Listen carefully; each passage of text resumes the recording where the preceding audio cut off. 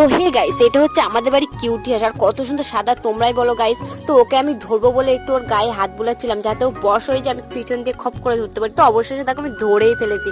তো ওকে নিয়ে একটু ঘুরপাক খাচ্ছিলাম গাইস, আমার তো খুব সুন্দর লাগছিল। তো ওকে আমি ছেড়ে দিয়েছিলাম, যদি পটি করে দেয় বলা যায় না। তো চলো গাইস, তোমাদেরকে আমি আমার ড্রাগন ফল গাছ দেখাবো, কত বড় বড় হয়েছে। তো দেখো, আমার দাদা ছোট ডাল এনেছিল, সেখান থেকে দেখো আমি 3 জায়গায় রয়েছি। তা কত সুন্দর কোয়াশ ছেড়েছিল, আমি তো আশায় ছেড়ে দিয়েছিলাম, আমি মনে হচ্ছে হবেই না, কারণ আমি 2 মাস দেখিনি। তারপরে গিয়ে দেখছি কস ছাড়ছে। তো যাই হোক, গাছটা যে কবে বড় হবে আর আমি ড্রাগন ফল খাবো গাইস।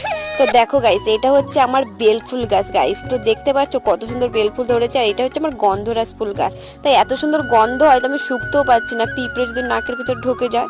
তারপর দেখো গাইস, আমি বেলফুলগুলো তুললাম, খানিকটা তুললাম যাতে একটু নাম লিখতে পারি। আমার অনেক বেলফুল তার গাছ, তার জন্য আমি কিছুটা তুললাম। দেখো অনেকটাই তুলেছি। তারপর দেখো ম্যাজিক করে আমার নামই লিখলাম, আমার নাম মাম্পি দিয়ে এম অক্ষর লিখলাম গাইস। ভিডিওটা যদি ভালো লাগে অবশ্যই লাইক